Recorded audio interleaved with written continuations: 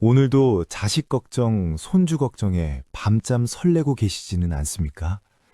우리는 평생을 나보다는 가족을 위해 살아왔습니다. 먹고 싶은 것 아끼고, 입고 싶은 것 참아가며 자식들 공부시키고 시집 장가 보낼 때 밑거름이 되어주었죠. 그런데 말입니다. 이제 머리가 희끗해진 여러분께 묻고 싶습니다. 지금 여러분의 손에 쥐어진 그 재산, 자식에게 물려줄 준비를 하고 계십니까? 만약 내 자식은 착하니까 나중에 내가 병들면 자식이 돌봐주겠지라는 믿음 하나로 미리 재산을 넘겨줄 생각을 하신다면 오늘 이 이야기를 듣기 전까지는 절대 도장을 찍지 마십시오. 오늘 영상은 단순히 돈을 아끼라는 이야기가 아닙니다. 여러분의 남은 인생을 지키고 역설적으로 여러분의 자식과 원수가 되지 않는 법을 말씀드리려고 합니다. 오늘 이야기는 조금 아플 수도 있습니다. 하지만 반드시 직면해야 할 현실입니다. 많은 분이 오해하십니다. 부모 자식 사이에 무슨 권력이냐고요. 하지만 냉정하게 말해봅시다. 자본주의 사회에서 돈은 곧 그 사람의 목소리 크기입니다. 자식이 성인이 되고 가정을 꾸리면 부모는 더 이상 훈육자가 아닙니다. 안타깝게도 자식들에게 부모는 도움을 줄 수 있는 존재 혹은 부양해야 할 존재 둘 중 하나로 인식되기 쉽습니다. 재산을 미리 다 넘겨준 부모는 순식간에 부양해야 할 존재로 전락합니다. 자식의 마음이 아무리 효성스러워도 먹고 살기 바쁜 현실 속에서 부모의 존재는 짐이 되기 마련입니다. 하지만 여러분이 재산을 쥐고 있으면 상황은 달라집니다. 여러분은 자식에게 언제든 도움을 줄 수 있는 든든한 배경으로 남습니다. 잔인하게 들리겠지만 효도의 유통기한은 부모의 지갑에서 나온다는 말이 괜히 있는 게 아닙니다. 여러분이 경제력을 쥐고 있을 때 자식은 여러분을 더 자주 찾아오고 여러분의 말에 귀를 기울입니다.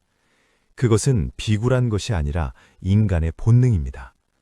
자식에게 효도를 강요하지 마십시오. 효도를 할 수밖에 없는 환경을 만드십시오. 그 환경의 핵심이 바로 여러분의 재산입니다. 주변에는 실제로 모든 걸 내어주고 후회하는 분들이 너무나 많습니다. 한 지인의 사례를 들려드리겠습니다.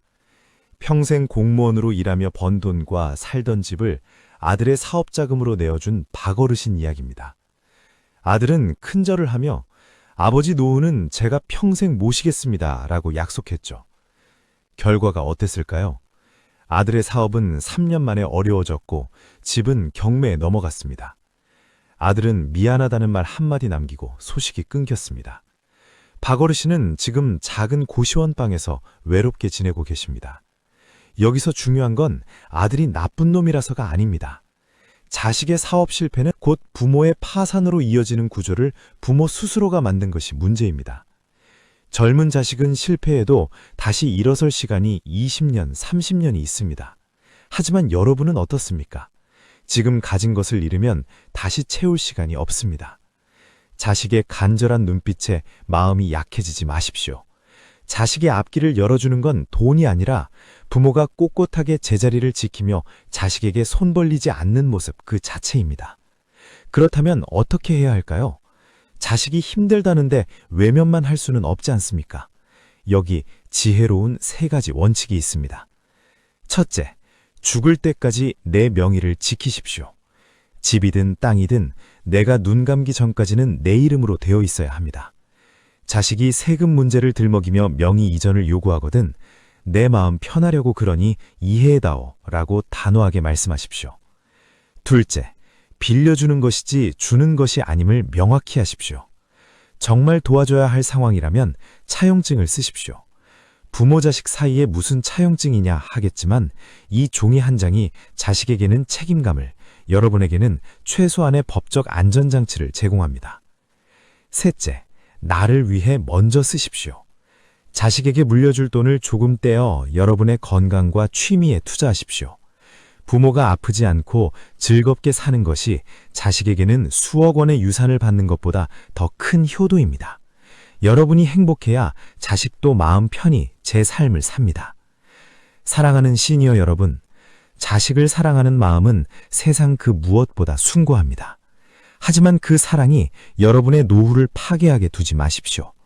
부부가 경제적으로 독립되어 있을 때 비로소 자식과의 관계도 건강해집니다.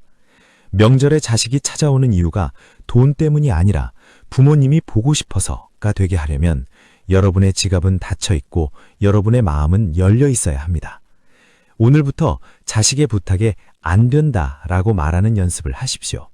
그것은 거절이 아니라 여러분과 자식 모두를 살리는 길입니다. 여러분의 노후는 그 누구도 대신 살아주지 않습니다.